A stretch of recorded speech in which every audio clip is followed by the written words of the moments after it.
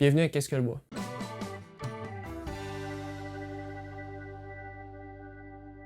Si vous regardez ceci, c'est probablement parce que vous avez vu les vidéos précédentes de cette série de vidéos. Si jamais ce n'est pas le cas, je vous mets un lien de la playlist dans la description et aussi en billet d'infos.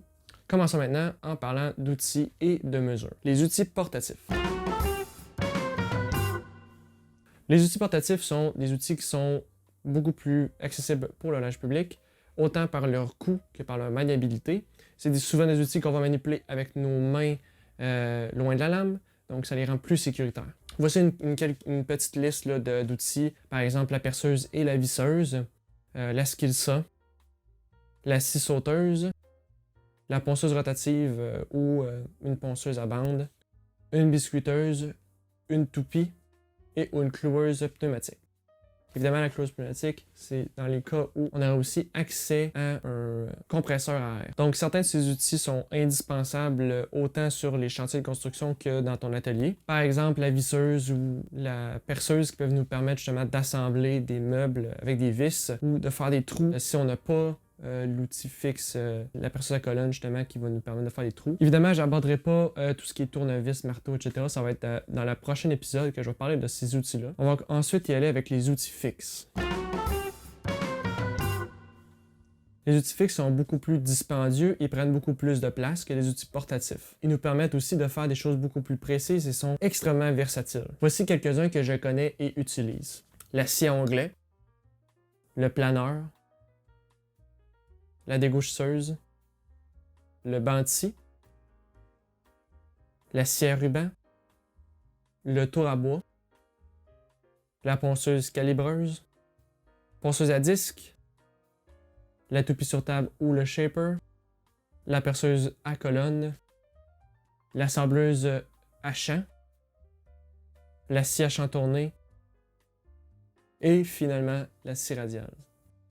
Comme j'ai dit plus tôt, les outils fixes, ça prend beaucoup de place. Dans mon petit atelier, j'ai pas nécessairement la place pour avoir des outils fixes. Donc, j'ai souvent transformé les outils qui sont portatifs en outils fixes. Par exemple, ma dégaucheuse, ma toupie sur table.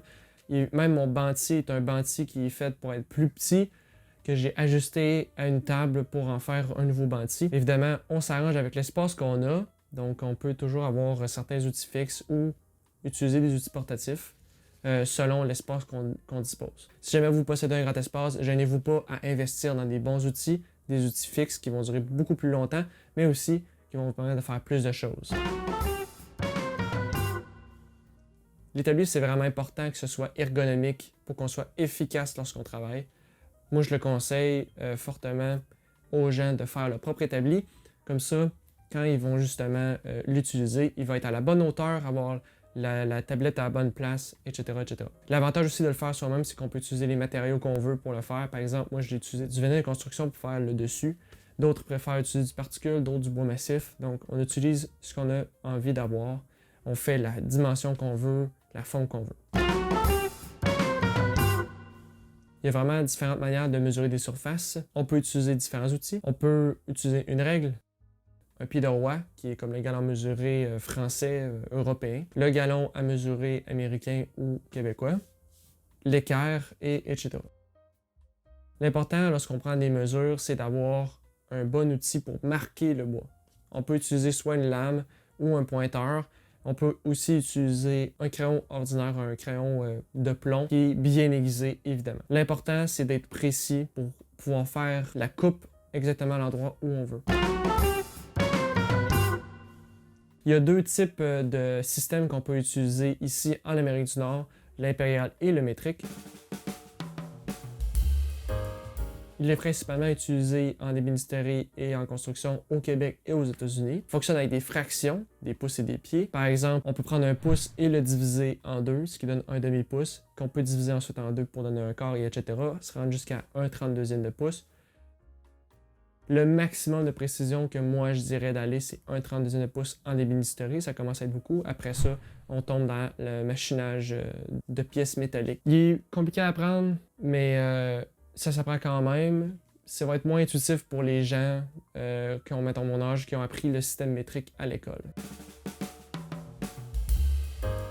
Son avantage, c'est qu'il est fait en base de 10. Il est utilisé un peu partout en ébénisterie, surtout en Europe. Il est plus facile à utiliser, plus intuitif. Diviser un décimètre en deux, c'est très facile à faire, beaucoup plus que de diviser 3/4 en deux, par exemple. C'est beaucoup plus facile à faire pour des gens comme des gens plus jeunes, justement, qui ont appris le système métrique déjà à l'école. Donc, c'est à vous de choisir le système qui vous convient le mieux.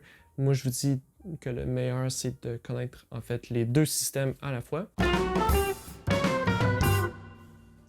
Donc, il faut se rappeler évidemment des outils portatifs, il faut se rappeler des outils fixes, il faut se rappeler aussi qu'un établi se doit d'être ergonomique pour être efficace, et il faut se rappeler et apprendre en fait le système impérial si on ne le connaît pas déjà, et aussi se familiariser avec le métrique. Donc, c'est à vous de jouer. Vous pouvez faire les exercices que j'ai mis en description, des exercices qui portent autant sur les outils fixes et portatifs, comment les reconnaître, de quoi ont l'air ces outils-là justement, et aussi sur les deux différents types de systèmes de mesure. Vous pouvez vous amuser aussi à mesurer des objets du quotidien avec un galon mesuré pour vous familiariser avec le métrique autant qu'avec l'impérial. Je vous mets comme toujours des liens des chaînes qui m'inspirent en ébénisterie dans la description. Abonnez-vous si vous voulez connaître la suite de cette série-là consacrée au bois. Merci de votre attention et à la prochaine!